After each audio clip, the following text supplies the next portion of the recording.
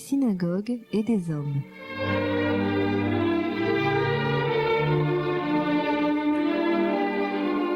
Une série réalisée par Catherine Garçon.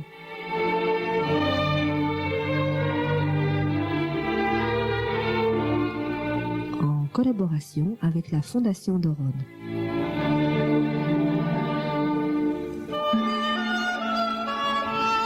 Suite de la visite des 4 synagogues séfarades de la vieille ville de Jérusalem.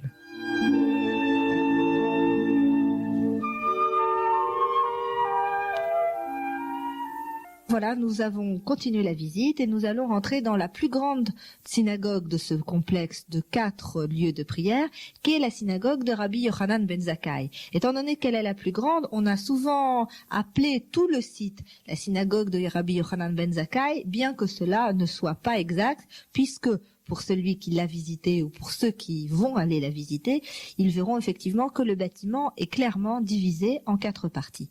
Donc, cette synagogue de Yochanan ben Zakkai, d'abord, pourquoi l'avoir appelée Yochanan ben Zakkai, et peut-être encore pour remonter encore un petit peu plus loin, qui était Rabbi Yochanan ben Zakkai? Alors, Rabbi Yochanan ben Zakkai, pour ça il faut remonter au temps du temple et avant sa destruction, le Rabbi Yochanan ben Zakkai était un élève du grand sage qu'il s'appelait Hillel. Tout le monde connaît Hillel et il était probablement le dernier, enfin du moins c'est ce que dit la tradition, il a été le dernier à diriger une académie qu'on peut dire entre guillemets talmudique, une sorte de yeshiva, dans la ville de Jérusalem avant sa prise par les Romains. Il ne faut pas oublier qu'une fois que les Romains auront pris donc cette ville de Jérusalem, ils vont la détruire. Non seulement ils vont la détruire, mais ils vont vraiment la raser et interdire définitivement aux Juifs de revenir sur ce site de Jérusalem. Donc Rabbi Yochanan ben Zakkai est ce grand sage qui a été le dernier à diriger une yeshiva à l'intérieur des murs de Jérusalem, puis à l'extérieur, puisque c'est lui dont on raconte la fameuse histoire que, voyant que Jérusalem était perdue et comprenant bien que la survie du peuple juif ne passait que par la continuation de l'étude de la Torah, il est sorti clandestinement la nuit dans un cercueil. Pourquoi dans un cercueil? Parce que les zélotes qui tenaient la ville de Jérusalem empêchaient toute reddition et empêchaient les gens de sortir de la ville. La seule chose qu'ils permettaient, c'était que des cercueils sortent des enceintes de la ville, puisqu'il était interdit de rester la nuit avec un mort dans Jérusalem. Donc, il s'est fait passer pour mort, il est rentré dans un cercueil, il a été porté à l'extérieur de la ville. De là, il a été voir directement le général romain qui était là, à qui il a dit, à qui il l'a salué comme s'il était l'empereur. L'autre lui a dit, je suis pas empereur, je ne suis que le général. Le Rabbi Yochanan ben Zakkai lui a répondu non, parce qu'il est écrit que la ville de Jérusalem ne tombera aux mains que de quelqu'un qui est donc à la stature d'un empereur. Flatté, l'empereur lui a dit, qu'est-ce que tu veux de moi? Est-ce que tu veux des richesses? Est-ce que tu veux quelque chose? Et là, Rabbi Yochanan ben Zakkai, avec sa vue claire de ce que pouvait être l'avenir du peuple juif, lui a dit non, pas du tout, c'est pas ce que je souhaite. Donne-moi Yavne, ce qui va devenir le siège de l'académie de Yavne, plus il a cité le nom de quelques rabbins, de quelques sages éminents, pour pouvoir construire effectivement cette académie de Yavne, d'où allait continuer à sortir la loi, cette loi qui allait assurer la pérennité du peuple juif. Alors pour en revenir à nos 4 synagogues, pourquoi cette synagogue-là et pas une autre a été nommée du nom de Rabbi Yochanan ben Zakkai? Parce que selon la description du Talmud, il avait donc une académie, Rabbi Yochanan ben Zakkai, il y avait une académie à l'intérieur de Jérusalem et soi-disant dans un endroit où on voyait plus ou moins où certaines de ces ombres à une certaine heure étaient près dirons-nous, on voyait l'ombre du temple se profiler, et bien qu'il n'y ait pas d'évidence archéologique que ce site que décrit le Talmud comme le site où était la yeshiva de Rabbi Yochanan ben Zakkai, il n'y a pas d'évidence, il n'y a pas de preuve que ça soit le même. La tradition populaire veut que ça soit précisément à cet endroit que s'élevait cette yeshiva, et donc la synagogue qui a été construite bien après, des centaines et des centaines d'années plus tard, sur ce même site, a été nommée donc Rabbi Yochanan ben Zakkai en souvenir de cette première yeshiva qui était là quelques centaines d'années auparavant. Alors, comment se présente cette synagogue de Rabbi Yochanan ben Zakkai? On pense qu'elle a d'abord été construite dans les années à peu près 1615. Et pendant longtemps, on l'a appelée Kahal Kadosh Gadol, c'est-à-dire l'assemblée de la grande communauté. En ladino, ça s'appelait El Kahal Grande. Et elle a gardé ce nom à peu près jusqu'au 19e siècle.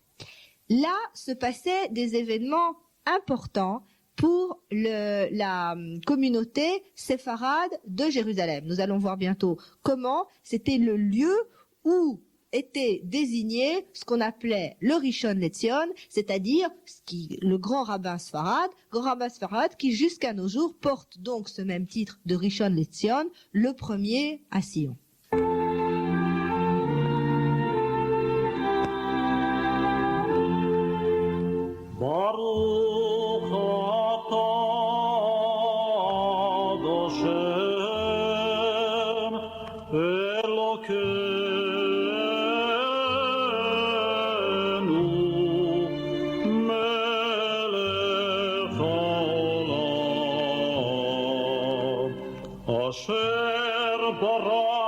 ששון ושמחה, חתן וכלה, גילה רינה,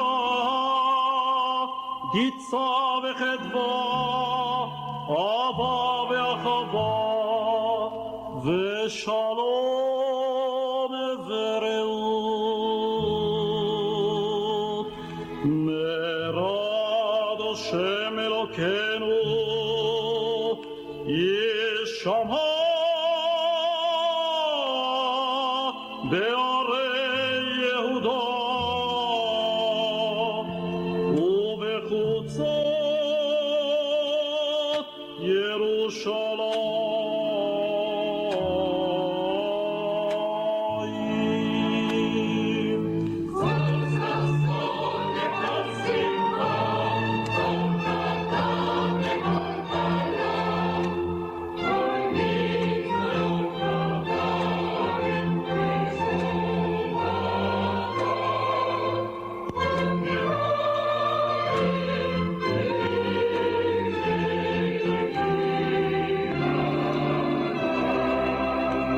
ברוך אתה השם, משמח החתן עם הכלה. Donc, cette synagogue de Rabbi Yochanan ben Zakkai était en quelque sorte un centre de la vie des Sfaradim de Jérusalem au moment de ce qu'on a appelé le vieil établissement, c'est-à-dire tout le temps avant l'arrivée, dirons-nous, de l'Alia moderne, c'est-à-dire l'Alia de ce qu'on a appelé le mouvement sioniste. Donc, à quoi servait ça? À quoi servait cette synagogue? Cette synagogue servait de lieu de rencontre, de lieux de transactions, c'est-à-dire les transactions commerciales importantes se passaient là, et surtout, donc comme je l'ai dit précédemment, là on venait élire le Rishon LeZion, c'est-à-dire le grand rabbin séfarade d'Eretz Israël, et il faut savoir que c'est dans cette synagogue que 40 Rishonim LeZion, c'est-à-dire 40 grands rabbins pour les Sfaradim, ont été élus à cet endroit. Cet endroit qui, si on le regarde de nos jours, présente effectivement un intérêt aussi architectural. C'est-à-dire, cette synagogue qui a été détruite comme toutes les autres par les Jordaniens a été restaurée telle qu'elle était auparavant. Et on voit exactement comment priaient les Sfaradim, c'est-à-dire avec l'abima au milieu et puis les bancs tout autour.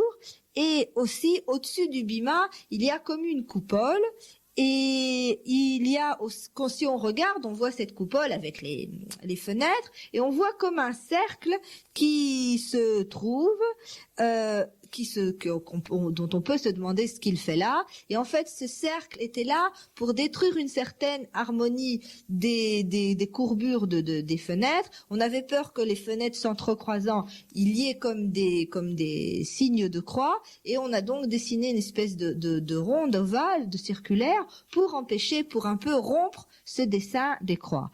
Qu'est-ce qu'il y a de spécial à signaler dans cette synagogue de Yochanan ben Zakkai? Eh bien, quelque chose de très intéressant. Donc, dans un coin, sur une fenêtre, qu'est-ce qu'on voit? On voit, dans une toute petite fenêtre, on voit comme une petite fiole d'huile et à côté, un chauffard. Qu'est-ce que c'est? Alors, que la tradition veut que et ce chauffard et cette huile viennent directement du Beth Amikdash, c'est-à-dire du temple de Jérusalem. Et qu'il est absolument interdit de les toucher, et que quand on doit laver la fenêtre ou cette espèce d'interstice qu'il y a, qu'est-ce qu'il faut faire? On demande aux hommes qui vont laver cette fenêtre d'aller au mikvé auparavant, parce que quelqu'un qui viendrait toucher juste cette huile ou ce chauffard pour le plaisir, dit la légende, mourrait dans l'année. Alors, à quoi servent ces deux reliques, si j'ose dire? Ces deux reliques, en fait, sont censées rappeler donc ce qu'il se passait dans le temple, et il nous dit la légende, quand Mashiach va venir, quand le Messie va venir, et avec lui le prophète Élie, puisque le prophète Élie va annoncer la venue du Messie, ce même prophète va venir pour prendre ce chauffard et pour prendre cette huile, et avec ce chauffard, il annoncera au monde la venue du Messie, et avec cette huile, il réallumera ce qu'on a appelé dans le temple le ner tamid, c'est-à-dire la lampe du temple, la lampe du temple qui ne s'éteignait jamais. C'était donc le signe que le Messie sera revenu avec le chauffard, puis que le temple aura été reconstruit et qu'Élie donnera donc cette petite fiole d'huile pour le ner tamid, cette lampe qui ne s'éteignait jamais et qui faisait partie des miracles évidents que le peuple de Jérusalem et le peuple juif et même les peuples du monde dans leur ensemble pouvaient voir, puisqu'on sait que quotidiennement, quand le temple était encore dressé à Jérusalem, tout le monde pouvait voir certains miracles, dont ce miracle-là, qui était que cette lampe ne s'éteignait jamais, bien même quand l'huile n'était pas renouvelée. Ça, c'est pour la synagogue donc de Ben Zakkai. Il y a encore quelque chose à dire peut-être sur cette synagogue, que en fait cette synagogue en général et d'autres n'ont pas toujours plu aux dirigeants qui est de la ville de Jérusalem. Et par exemple, il y avait toujours une espèce de volonté, et des chrétiens et des musulmans, d'essayer de gâcher la prière des Juifs en trouvant quelques méchancetés à leur faire. Et par exemple, la synagogue de Rabbi Yochanan ben Zakkai a souffert donc de cette espèce de fanatisme, parce que les autorités locales avaient eu une idée d'installer juste à côté de la synagogue de Rabbi Yochanan ben Zakkai une tannerie, et on sait que les peaux des animaux sentent assez mauvais, enfin dégagent une odeur très nauséabonde, et on avait installé là une tannerie justement pour déranger tous ceux qui venaient prier dans cette synagogue de Rabbi Yochanan ben Zakkai. Il faut pas oublier qu'à l'époque, c'était la grande synagogue de Jérusalem, la grande synagogue des Sfaradim, et même la grande synagogue, puisque une communauté ashkénaze importante est venue plus tard. Et donc, on avait donc construit ces tanneries juste pour embêter les Juifs qui venaient prier là. Alors ça, c'est ce qu'on peut dire en gros, parce qu'il y en aurait encore beaucoup à dire sur la synagogue de Rabbi Yochanan ben Zakkai. Juste après la musique, nous allons voir la dernière synagogue, c'est-à-dire la toute petite, celle qu'on appelle la synagogue du milieu.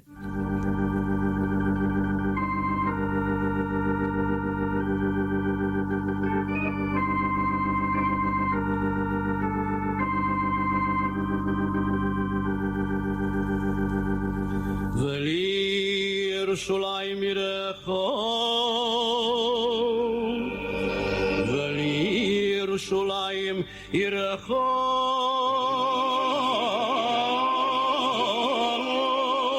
אוי ברחמים ברחמים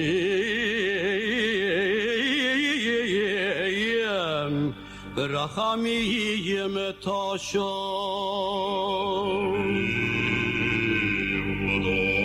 לירושלים עירך ברחמים תשוב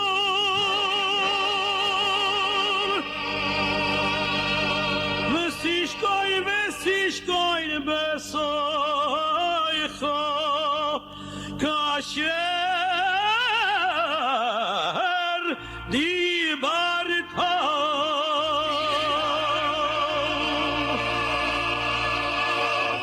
ובנבי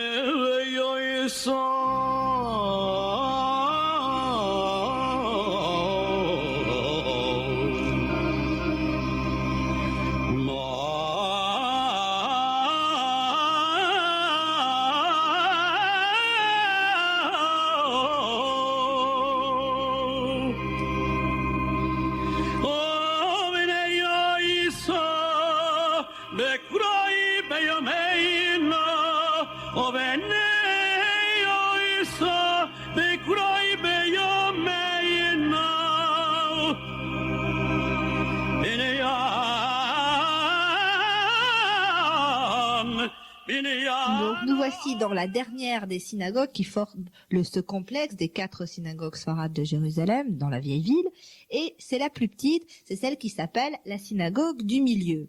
Pendant longtemps, cette synagogue était une sorte de cour qui servait comme Ezrat Nashim, c'est-à-dire comme lieu où les dames venaient prier, c'était celle qui suivait l'office de la synagogue Rabbi Yochanan ben Zakkai.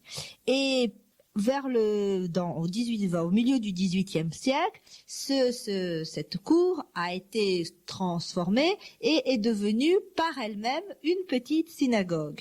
Et en fait, cette synagogue a été construite comme un modèle réduit de la synagogue d'à côté, c'est-à-dire de la synagogue Rabbi Yochanan ben Zakkai. C'est-à-dire on l'a construit en quelque sorte comme un modèle réduit. De nos jours, elle est vraiment toute petite. On voit juste comme une espèce de vitrail moderne. Il n'y a plus grand-chose à en dire, mais il y a quand même des légendes qui s'attachent à cette synagogue, particulièrement le fait qu'on dit que dans cette synagogue, il y aurait comme un tunnel secret qui sortirait jusqu'au mont Sion, c'est-à-dire à Har Zion, à l'extérieur des murs de la ville. C'est-à-dire qu'on aurait pu se sauver, il y aurait eu un passage secret qui aurait permis de se sauver en passant par cette petite synagogue jusqu'à l'extérieur de la ville.